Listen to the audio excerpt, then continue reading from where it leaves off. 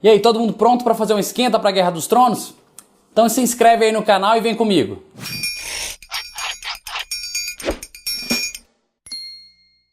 Bom, eu vou ser sincero, eu não vejo a série. Eu gosto muito da história, eu li os livros, li até o 5º livro que saiu, mas eu não vejo a série. Eu nem sei te falar por quê. Quando a série saiu, a história dos livros estava bem na frente.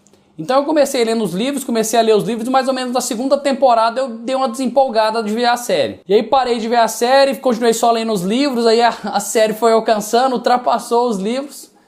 E eu fiquei meio com preguiça de ver. Já acaba que nossa vida é tão corrida, né, que pra você ver uma história em 2 mídias diferentes, eu não sei, eu tenho uma certa preguiça. Mas enfim, e eu gosto muito da história, então eu conheço a história porque eu leio os livros. E a história, a essência da história não é tão diferente. Então de onde que eu acho que o Martin tirou a história, né? Tirou a inspiração para fazer a história dele? Como eu falei no vídeo anterior sobre os conflitos, em outras histórias de fantasia você tem um conflito muito mais em preto e branco. E depois da queda da União Soviética, você tem um monte de conflito na Europa, que não é mais tão preto e branco. Então eu acho que isso foi o principal catalisador da história do George Martin. E obviamente, Westeros é inspirado na Europa. Westeros, né? West em inglês quer dizer oeste, e o Westeros seria mais ou menos algo como ocidental, talvez. Então a Europa ocidental foi a grande inspiração para o Martin tirar a história. E principalmente para ele tirar o sistema de organização. A organização de Westeros é inteiramente europeia. Porque você tem um sistema feudal. Você tem os senhores feudais, né? Você tem os grandes senhores feudais em Westeros. Quem que são os grandes senhores feudais? Lá no norte você tem os Stark, Rochedo Casterly é os Lannister. Você tem lá embaixo os Martell, se eu não me engano, e você tem os Tyrell, você tem os Baratheon, você tem o cara que mora lá no Olho da Águia, que eu esqueci o nome agora. Então esses são os grandes senhores feudais. E todos eles prestam vassalagem ao rei. Antigamente, né, antes da rebelião dos Stark e dos Baratheon lá, eram os Targaryens. Tá ok, mas e de onde que veio esse sistema de organização? Foi do feudalismo na Europa. O sistema feudal pregava o seguinte: você era um senhor feudal, né, se você fosse fodão, você era um senhor e você tinha vários vassalos. Os vassalos juravam lealdade a você. Por que que surgiu isso aí? Os senhores feudais, eles na verdade, eles apareceram para defender os camponeses. Então os senhores feudais cobravam tributos e em troca desses tributos eles defendiam os camponeses. E isso fica claro depois que os Stark caem lá de Winterfell, reclamam muito de ataques de bandidos, né? Existem ataques, alguns relatos de ataque de bandido. Por quê? Porque os Starks eles eram responsáveis por proteger os camponeses. Enquanto eles estavam lá jogando o jogo dos tronos, ninguém estava protegendo ninguém, não, estava só matando todo mundo. Então, e o sistema feudal que existe em Guerra dos Tronos é um sistema peculiar. Por quê? Na Inglaterra, todo senhor, todo vassalo, ele jurava lealdade ao seu senhor, mas ele jurava lealdade ao rei. Então ele não era só obrigado a ser leal ao senhor, ele também era obrigado a ser leal ao rei. Mas em várias partes da Europa não era assim.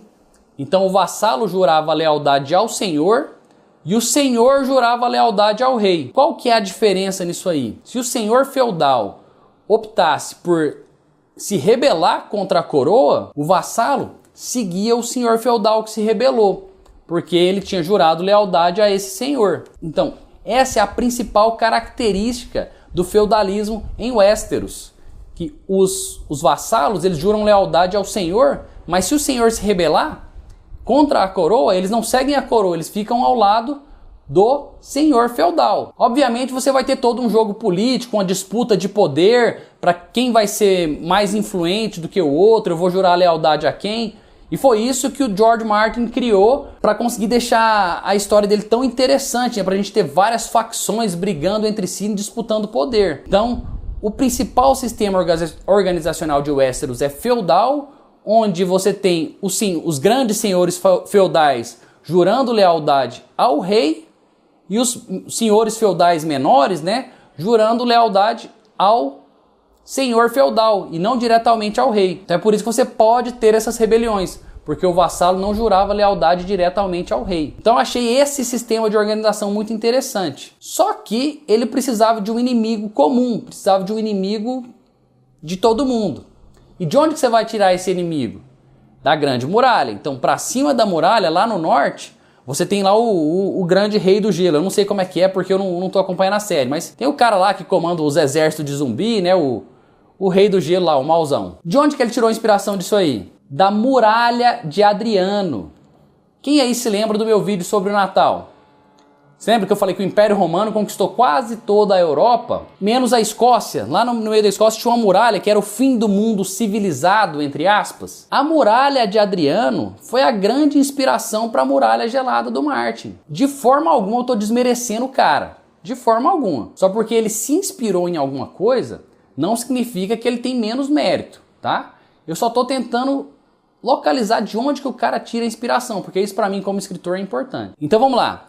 Lá no norte, né? Lá no norte, mais ou menos no meio da Escócia, na verdade no comecinho da Escócia, o norte da Inglaterra, comecinho da Escócia ali, você tem a Muralha de Adriano. Para cima daquela muralha eram os selvagens. Os escoceses eles eram considerados selvagens. Em Westeros você tem os selvagens. O mundo civilizado praticamente acabava na Muralha de Adriano. Então o que o Martin fez? Criou em cima disso aí, criou uma muralha mística de gelo, mantinha os zumbis para fora, enfim. Isso eu achei muito massa, ele criou toda a mitologia dele. Mas, na minha opinião, a grande inspiração dele foi a Muralha de Adriano na Escócia. E é muito massa isso. Quando você começa a ver de onde os escritores tiram as histórias dele, você começa a ficar fascinado. Eu achei isso massa demais. Pelo menos é de onde eu acredito que o Martin tenha tirado a história dele. E eu acredito que ele tirou a Grande Muralha, né, que seria um dos pilares de organização do livro, ele tirou da Muralha de Adriano. Eu acho, pelo menos. O que você acha? Qual que é a sua opinião? Deixa a sua opinião aí nos comentários, vê se você acha que eu tô falando besteira demais. No próximo vídeo eu vou falar um pouquinho sobre a história de vida do Martin e tentar fazer mais algum paralelo aí pra gente já ir esquentando os motores pra ver a grande conclusão da série, né? E eu espero que saia o 6º livro esse ano, eu tô ansioso aí pelo 6º livro. Um beijo, um abraço, tudo de bom, se liguem aí no canal.